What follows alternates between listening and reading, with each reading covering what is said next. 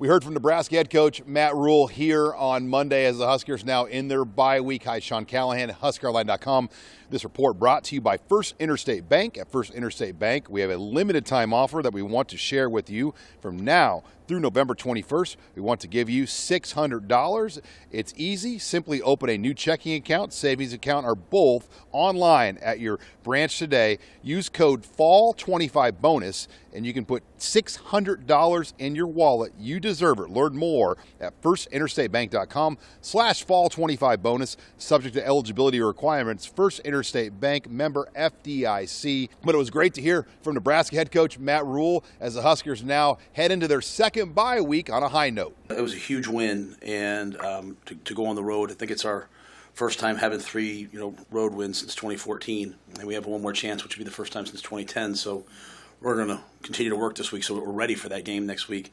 Really proud of the things that are happening. It should be a great bye week for us to get healthy, develop some young players, really look at each guy and what we can do to help them, and then continue to recruit. When describing the play of quarterback TJ Lateef, Rule used the word masterful in his performance at UCLA. Obviously TJ being just the fifth true freshman, and I thought he went out and he was masterful. He did a great job, and I think the team really responded to him and had his back, and he brought joy and energy, and it was a lot of fun to see him doing what he was doing.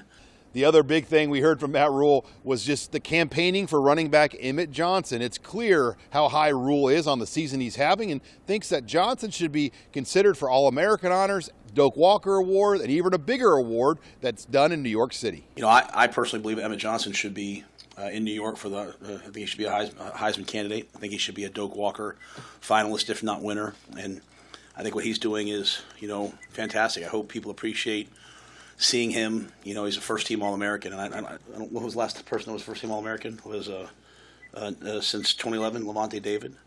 And so, just a couple highlights, because hopefully our social media people will match it up and they can make it go. But, he leads the nation in yards from scrimmage with 1,431 yards from scrimmage in 10 games. Ranks second in the FBS in total rushing yards and fifth in yards per game. Leads the nation by accounting for 37% of his team's total yards.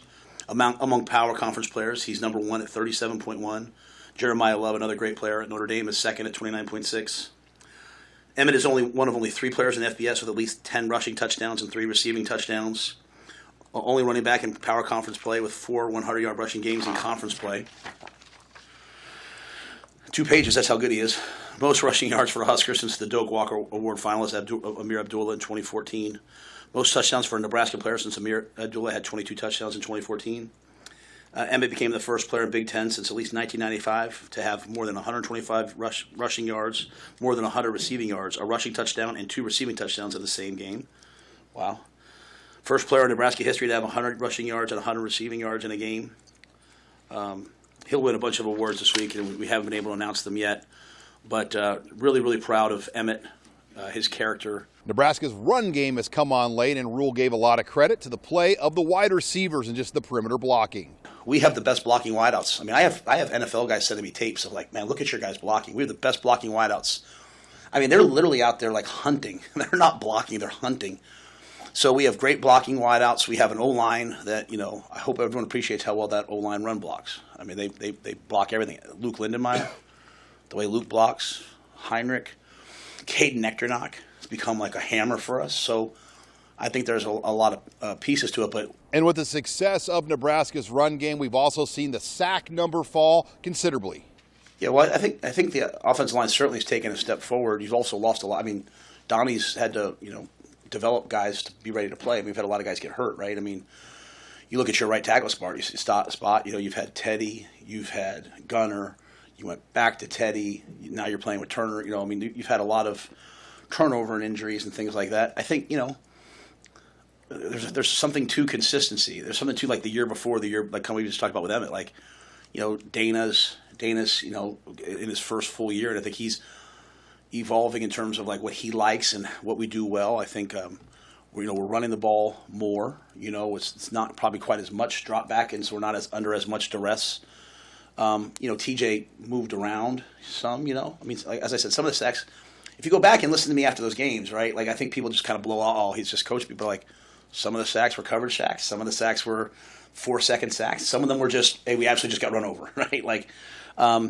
I think in the Minnesota game, it just was not a good night for us. It was not a good night for us, and they played really well. And but I think it's just a little bit of everything, to be quite honest with you. This will be a week of recruiting as well for the Huskers. It will be their only week out on the road until January, so it will be important for Rule to maximize the few days they get out. You know, they limited the amount of days you can have, so we don't have very many days left. I think we have like 6 days left.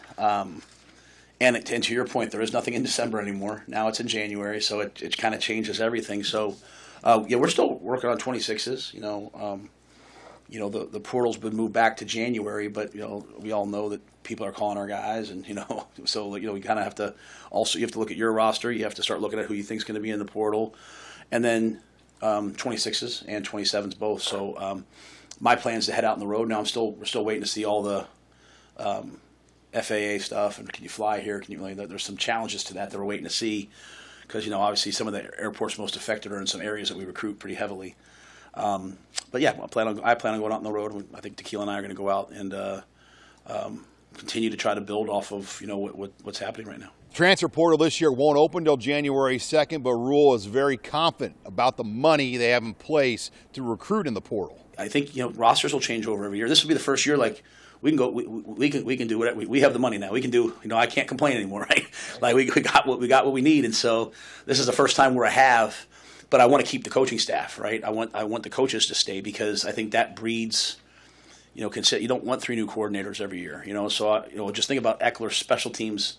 A year more of the off-season drill. And with the portal becomes a business of schools contacting your players, and Rule said he knows it's going on, and that's just part of the game. I think we did well in the portal last year. I think we won the portal last year.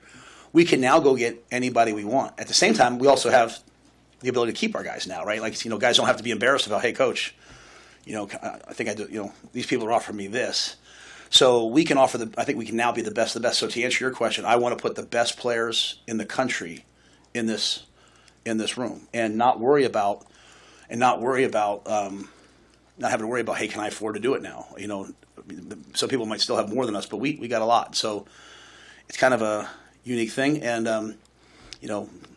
I like where our D-line's headed. Okay. I thought some guys are playing their best football. But yeah, we're going to continue to add. And we also know, I also know people are calling our guys right now too, so, but what I learned last year was, all right, some people left, I love them, wish them the best. I bet you some of them wish they could be back here right now, to be quite honest. And then, some people thought about leaving. And like Emmett thought about leaving. And not for money, not for just, hey, what situation, how are you guys going to use me? I bet you Emmett's pretty happy he's here right now. So, but some guys hey, they're in a good situation. I'm proud of them, excited for them. So everybody will be a little different.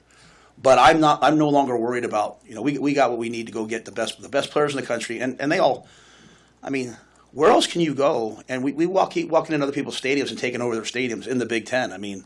It's pretty elite, so you can come here and have an amazing experience. And finally, there's a lot of talk about bowl games as the Huskers sit at 7-3. There's a lot of discussion right now about Nebraska landing possibly one of those bowl games in Florida. And as I said, we'll be grateful for any bowl. Back-to-back bowl wins. It's not where we want to be, but it's better than we were. But yeah, I think to go play an SEC team in a premier bowl game, and to your point, go back to Florida. We affectionately call it Flobraska. I love players from the state of Florida. They love the game. They love competing. They love flying around.